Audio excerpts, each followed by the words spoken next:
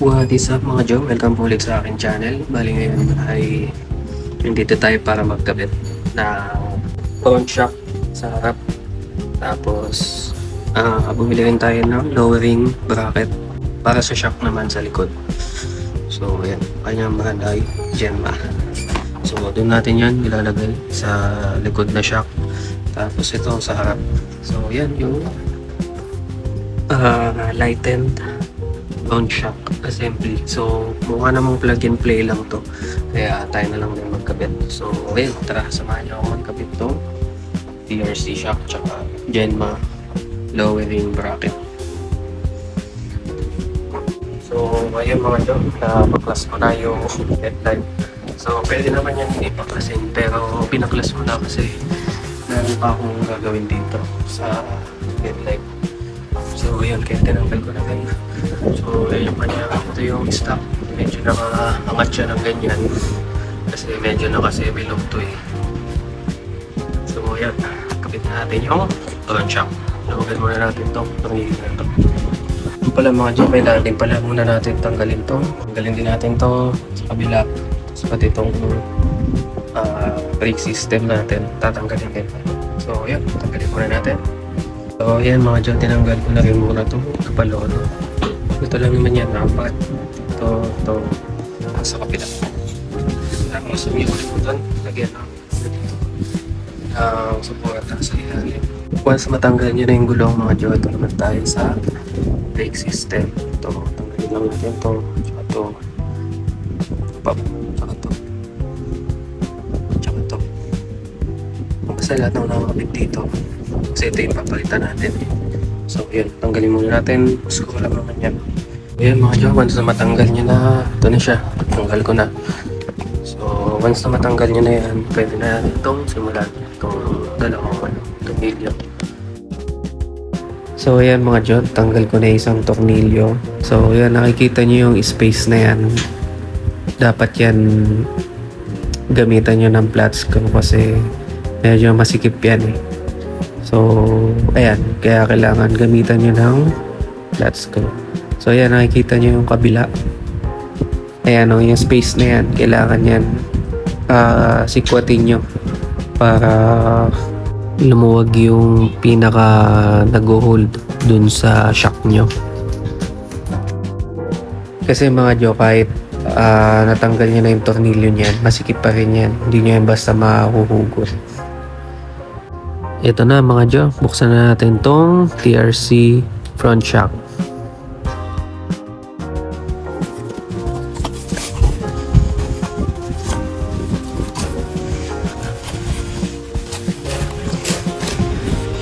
Ayan yung ating kakabit. TRC. Hanip.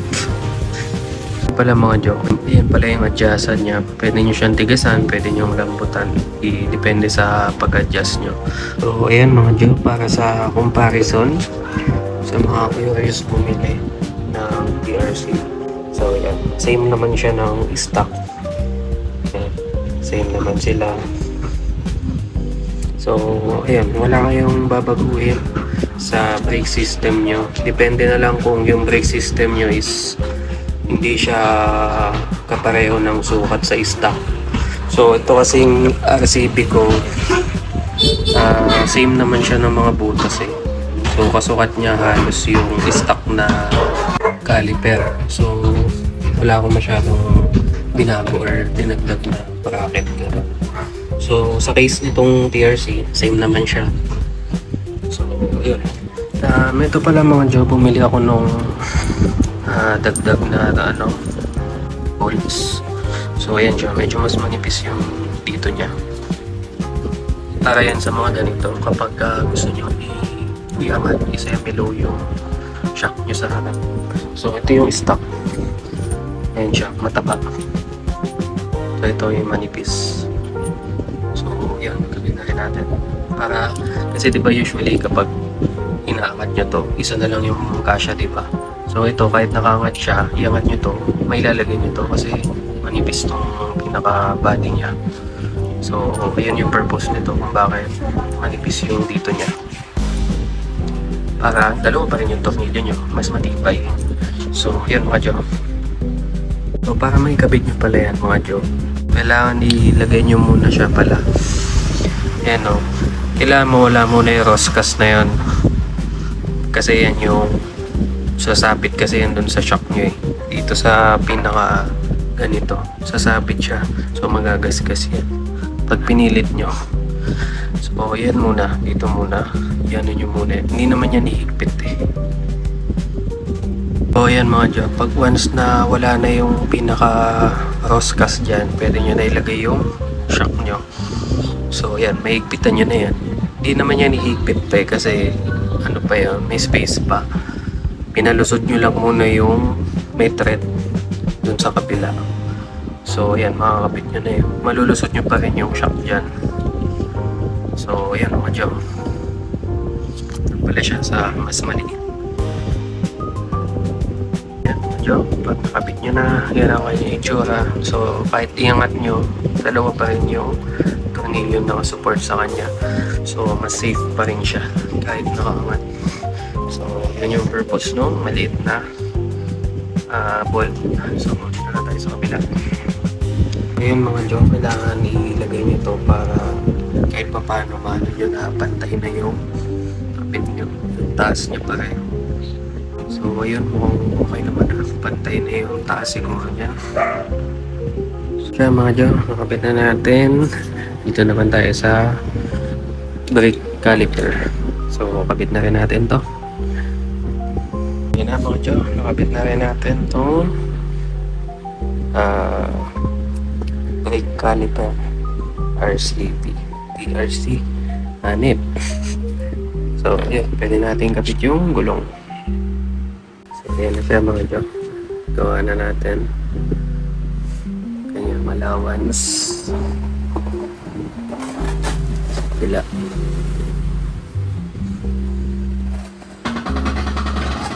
So yun, tapalodo na lang.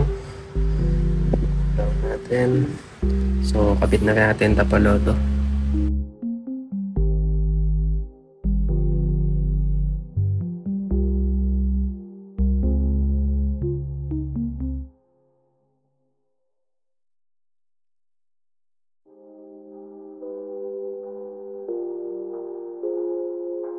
So yun mga Joe, sensya na at madumi yung motor natin. So ayan, nakikabit na natin to. Yan ma. So yung kanyang tsura. So instead na dito siya nakakabit, dito na. So medyo naka-slant na yung shocks natin. So yun, hindi ko alam kung bumaba ba yan, pero kasi medyo na-slant na siya eh.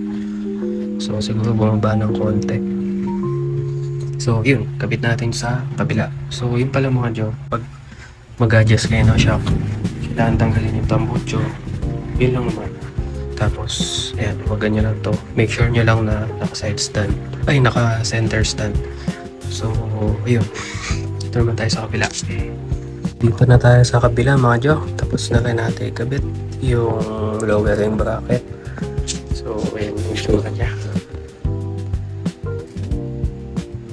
So yan, medyo naka-slant na siya. So yun, mababa. Tingnan na lang natin. So tingnan natin kung bumaba. So ayan mga Joe, naka-side stand na tayo. So ayan, medyo mababa na talaga siya. Yan.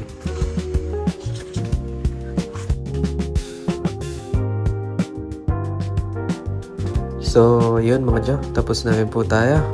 At maraming salamat po sa inyong panonood. At see you again next time.